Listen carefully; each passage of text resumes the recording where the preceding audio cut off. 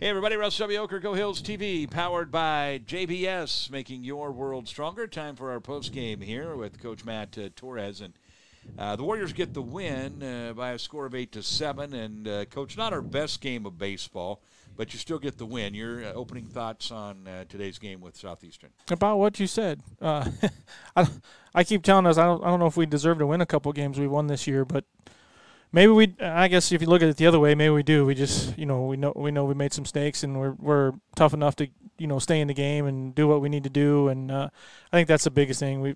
We've really struggled early to play defense and execute pitches, and then once we can do that, we can settle in and then we're starting to play a little better. But we just too many mistakes right now. Well, we had, you talk about some, obviously that's a play that Tucker makes most of the time at first base, but nobody's perfect, and we throw it away. So, yeah, not a real good start to the game. But we battled back in the first inning, got 3 runs of our own. Ultimately, even though we never completely put them away, we also pretty much had the lead the whole game. Yeah, I mean, we're more offensive than I thought we were going to be this year. I thought we were going to have to do more things offensively and force the issue, but we don't have to do that as much as I thought we were going to. And they've been doing a really good job of, getting big hits and big moments and, staying in it the whole game. And I know at the end of the game, it wasn't our best right there, even offensively, but we did enough, and they're trying. And, we're on spring break also, so I don't know if, that once they get out of the routine of class and all that kind of stuff, and it happened early when we went on the trip too, right? We just out of that routine, and young kids do young things, and hopefully they're taking care of their business, but you can't have your eyes on them all the time. And they also had to get up and pull the tarp early and do all that kind of thing, so they're probably struggling a little bit, and we'll have a couple of real light days here before the weekend to get back in the mix. You talk about big hits. Thomas Emmerich is hit in the first inning. If he doesn't get that hit, if we let the young man Green get out of the first inning issuing 3 walks, it could have been an entirely different ballgame. That's a huge hit. It is a big hit, and you're right. The game probably goes the other way because the three runs gave us lead, and we can get somewhat comfortable and settle in, and get our bearings with us again. And he's been playing really well and coming up with some really big hits. We made a base running error there in that inning, and so. Scoring a run after a mistake like that was really big for us. The birthday boy, Jurgen Schwitzer, had some family in town, and he gave you 4 pretty good innings today. Got away from him a little bit in the 5th, but I thought he was fairly decent today.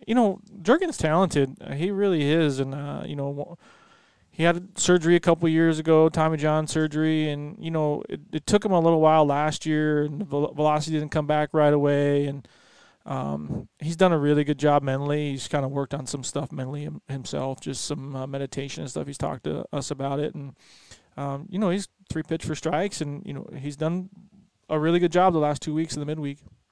Talk a little bit about Hayes. Nick Hayes came in. I hadn't had a chance to see him much in our broadcast, and he got that 1 pitch he'd like to have back, I'm sure, but he gave you 2 pretty good innings of baseball. Yeah, Nick Hayes, he works really hard, and I've been just trying to find. I tried to use Evan. I had a plan of trying to use all those guys, and then you get in a dogfight, and then you really start thinking about how do I win this baseball game again. So he gave us 2 innings.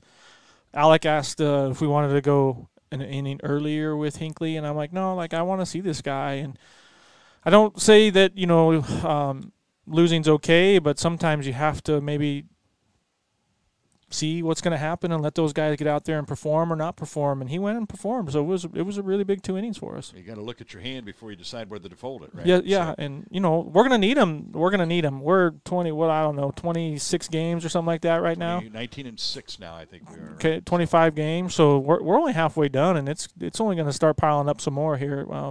The week after Easter, we played doubleheader Tuesday and doubleheader Thursday in the midweek too. So there's going to be a lot of guys that are going to have to go out and get some innings here. Dade Hensley is going to record the win today, and there's a guy that you really, I can tell, have a lot of trust in.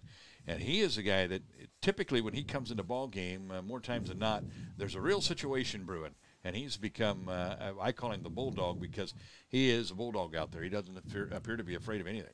No, even today with bases loaded, he came in and he was upset that he let those runs score. And, he told his teammates sorry. And so, when you have that mentality, you know that you're meant for those situations. And probably one of the first times bases loaded. I don't really like going to pitchers with bases loaded. I usually try to give them a base, even if it's third base, right? So he's done a really great job, and it's amazing for guys. He's the closer in the middle of the game. You know what I mean? The big situation in the middle of the game, he's the guy. And we keep going to him, and and even when he doesn't have success one day, he doesn't think he's going to carry to the next. Speak about Evan Lewis. He went out there. We didn't see the change. We called the entire inning thinking it was still Lewis on the mound. But what happened with Lewis? Or what can you share? Anyway? Yeah, I mean, he threw a couple pitches that were discomfort, and it was cold. And I'm just like, we'll just, you know what I mean? Like, I don't want to. It's too dangerous for guys, and they have careers. And I mean, he threw a pitch and thought it was a little better, but you can kind of tell it wasn't clean. And I was just, we'll give him another chance some other time this weekend probably. All right, so you're going to have Ellsworth coming in here, a team obviously we're going to be favored. We're going to be expected to sweep, but those can be challenging weekends. What's the message to your team coming up this weekend to make sure that we don't have any letdowns? Well, I mean, they should know because they came in here and almost tried to beat us last time, so they're going to have to come out and play. Like people, like you said, like people want to come in here and give it their best shot, and we'll try to be ready to go, and hopefully we're being mature about what we do. And I think the biggest thing when I talk to the team is, hey, we have to do us better than they do them. And that is the message almost every single day. I mean, there's scouting where we got numbers and we do all that stuff, but I really don't share it with the kids because I want the kids to focus on my job, doing my job the best that I can do. And if I can do that, then we're probably going to have a really good chance to win. All right, and the Warriors do just that today in a good one, 8-7, winning a 9-inning contest over Southeastern, running our record down to 19-6 on the year, getting back on the winning side.